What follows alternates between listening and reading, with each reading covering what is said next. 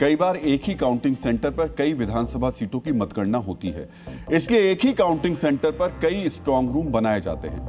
केंद्रीय अर्धसैनिक बलों की 200 कंपनियां यानी 20,000 से ज्यादा जवान इनकी सुरक्षा के लिए तैनात हैं। इसके साथ ही बंगाल पुलिस के करीब 8,000 से ज्यादा जवान भी तैनात हैं। समझिए, हर स्ट्रांग रूम के बाहर करीब 100 सुरक्षाकर्मी तैनात हैं। फिर सवाल यह कि इतनी कड़ी सुरक्षा के बीच जब सभी प्रोटोकॉल का पालन हो रहा है, तब क्यों ईवीएम में धांधली के आरोप लगाए जा रहे हैं? स्ट्रांग रूम के बाहर धरना क्यों हो रहा है? पूरी प्रक्रिया पर सवाल क्यों खड़े किए जा रहे हैं? मित्रों, अमेरिकी राजनीतिक कार्यकर्ता और लेखक नोम चॉम्स्की ने कहा है कि लोकतंत्र तभी सार्थक है जब जनता की भागीदारी वास्तविक हो और प्रक्रिया पारदर्शी हो। पश्चिम बंगाल में जनता की भागीदारी तो वास्तविक रही। वोटर ने 93% का रिकॉर्ड मतदान कर अपनी भागीदारी पर मोहर लगा दी है। लेकिन स्ट्रांग रूम के बाहर धरना देकर या ईवीएम में गड़बड़ी का आरोप लगाकर नेता चुनावी प्रक्रिया की पारदर्शिता पर सवाल उठा रहे हैं। ऐसा दोनों तरफ से हो रहा है। पहले टीएमसी की बात कर लेते हैं। क्या रिकॉर्ड मतदान के बाद टीएमसी में घबराहट है, जैसा आरोप बीजेपी लगा रही है?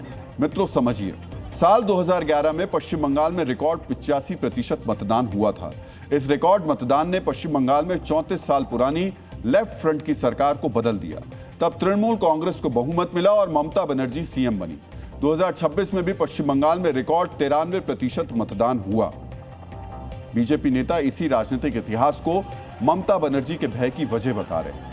बीजेपी कह रही है कि ममता को मालूम है कि वो हार जाएंगी, इसलिए स्ट्रांग रूम के बाहर धरने वाला ड्रामा हो रहा है, ताकि बाद में धांधली का आरोप लगाकर अपनी हार के असल कारणों से ध्यान भटकाया जा सके। मित्रों, बीजेपी नेताओं के दावों के बीच हम आपके साथ एक एक्स्ट्रा जानकारी भी शेयर कर देते हैं।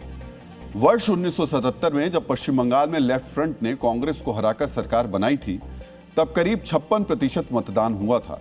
ये साल 1972 के विधानसभा चुनाव में हुए 61% मतदान से कम था। यानी रिकॉर्ड मतदान से पश्चिम बंगाल में सत्ता बदलती है, इसे 100% सही नहीं कहा जा सकता है।